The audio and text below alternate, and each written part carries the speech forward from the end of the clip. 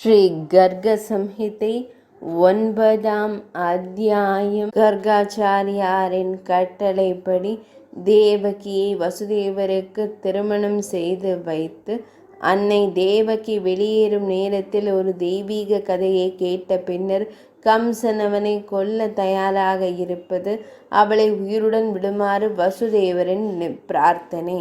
ஸ்ரீ நாரத மாமுனிவர் கூறினார், அரசரே, ஒரு காலத்தில் கர்க மாமுனிவர் மதுராபுரியின் அற்புதமான அரச அரண்மனைக்கு வந்தார். அவர் மிகவும் மதிக்கப்படும் ஜோதிட அறிஞர். சூரசேனர் மன்னரின் உத்தரவின் பேரில் யாதவர்கள் அவரை தங்கள் குலகுருவாக நியமித்தனர். வடமதுரையில் உள்ள அந்த அரச அரண்மனை வைரங்கள் பதிக்கப்பட்ட தங்க கதவுகளை கொண்டிருந்தது. பெரிய யானைகள் அந்த அரச வாயில்களின் ஊசலாடின. தேனீக்களின் கூட்டங்கள் அவற்றின் தலையில் வந்து யானைகளின் பெரிய காதுகளால் தாக்கப்பட்டு ஒரு முனகல் சப்தத்தை எழுப்பி பறந்து சென்றன. இதனால் அரச வாயில் யானைகளின் நெற்றியில் இருந்து அருவி போல் பீரிட்டு எழும்பிய தேனீக்களின் சத்தத்தால் நிரம்பியது. அந்த இடம் நீர் நிரம்பிய ஓடையால் மூடப்பட்டிருந்தது. அரண்மனையை அலங்கரிக்கும் பல மண்டபங்கள் இருந்தன. கவசம், வில், கேடயங்கள் மற்றும் வாள்களுடன் ஆயுதம் ஏந்திய பெரிய வீரர்கள் அரண்மனையை பாதுகாக்க தயாராக இருந்தனர். 4 குதிரைப்படை, தேர்கள், யானைகள், குதிரைகள் மற்றும் காலாட்படை வீரர்கள் மற்றும் மண்டலீகர்களின் ஒரு குழுவால் அரச அரண்மனை பாதுகாக்கப்பட்டது. கர்க முனிவர் அரச அரண்மனைக்குள் நுழைந்து தேவேந்திரனை போன்ற பிரம்மாண்டமான சிம்மாசனத்தில் அமர்ந்திருக்கும் மன்னர் உக்ரசேனரை கண்டார். அக்ரூரர், தேவகர் மற்றும் கம்சன் ஆகியோர் தலையில் கிரீடத்தால் அலங்கரிக்கப்பட்டு மரியாதைக்குரிய ஆடைகளால் போர்த்தப்பட்டு அவரது பக்கத்தில் நின்றனர். அங்கிருந்த முனிவரை கண்ட மன்னர் உக்ரசேனர் திடீரென்று தனது சிம்மாசனத்திலிருந்து எழுந்தார். அவர் சென்றார். அவர் மற்ற யாதவர்களுடன் இணைந்து அவருக்கு மரியாதை செலுத்தி சுபத்ரையின் பீடத்தில் அவரை அமரச் செய்து முறையாக வணங்கினார். பின்னர் அவரை புகழ்ந்து வலம் வந்த பிறகு அவர் முன் பணிவுடன் நின்றார். கர்காச்சாரியார் அரசரை ஆசீர்வதித்து முழு அரச குடும்பத்தின் நலனை குறித்து விசாரித்தார். பின்னர் அந்த மகா முனிவர் ஞானியான எதுகுலத்தில் முதன்மையானவரான அரசர் தேவகரிடம் கூறினார். கர்கமா முனிவர் கூறினார், அரசரே, நான் இங்கு வலம் வந்து கண்டு அனைத்தையும் சிந்தித்தேன். என் பார்வையில் தேவகிக்கு தகுதியானவர் பூமியில் வேறு எந்த அரசரும் இல்லை.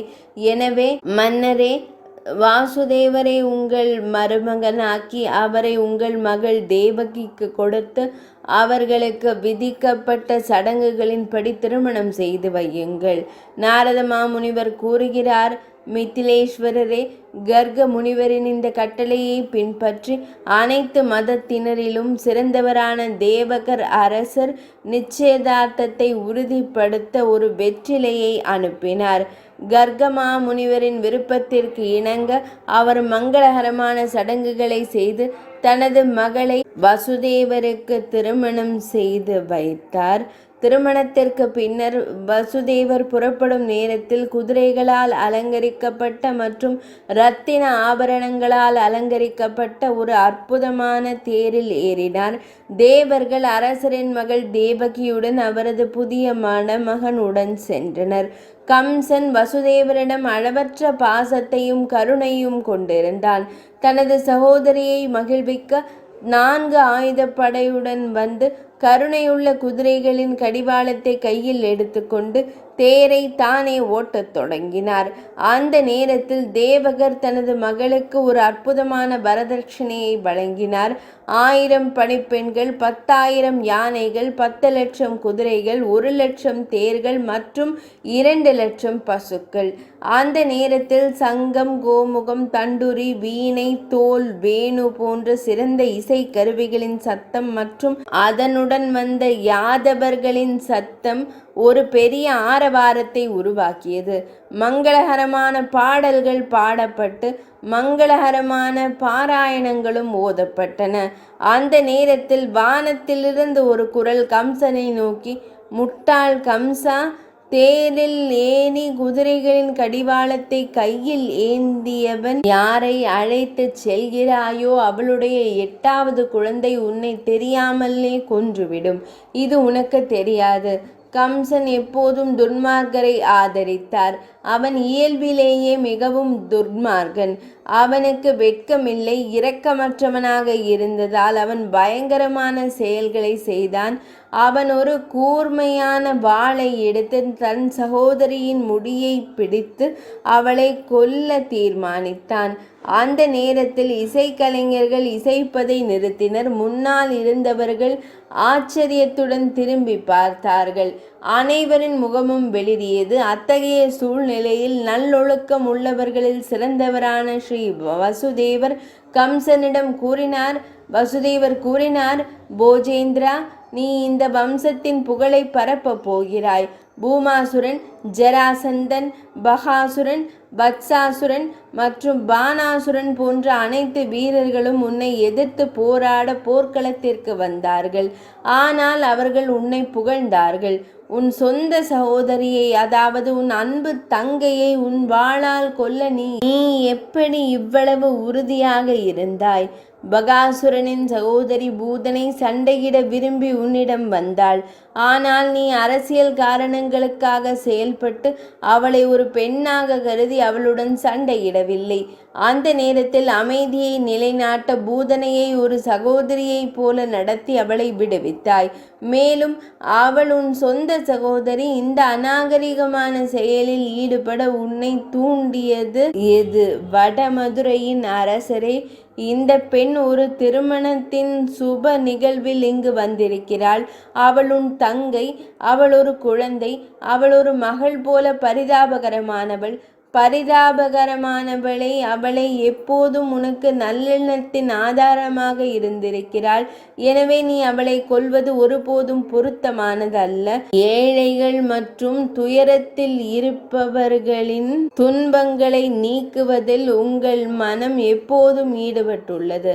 நாரத மாமுனிவர் கூறுகிறார், அரசரே, இவ்வாறு வசுதேவரின் வற்புறுத்தலுக்கு பிறகும் மிகவும் துன்மார்க்கனும் கெட்ட கூட்டாளியுமான கம்சன் கேட்கவில்லை.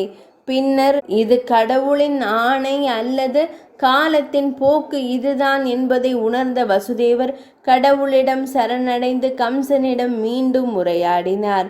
ஸ்ரீ வசுதேவர் கூறினார், அரசனே, இந்த தேவியிடம் இருந்து பிறகு நீங்கள் ஒருபோதும் பயப்பட வேண்டியதில்லை. வானத்திலிருந்து வந்த குரல் என்ன கூறியது என்பது குறித்து என் கருத்தை கேளுங்கள். அவள் வயிற்றிலிருந்து பிறக்கும் அனைத்து மகன்களையும் நான் உங்களுக்கு கொடுப்பேன். அனைத்து பிள்ளைகளையும் நான் தங்களிடமே ஒப்படைத்து விடுவேன். ஏனென்றால் நீங்கள் பயப்படுபவர்கள் அவர்களே. எனவே நீங்கள் வருத்தப்பட வேண்டாம்.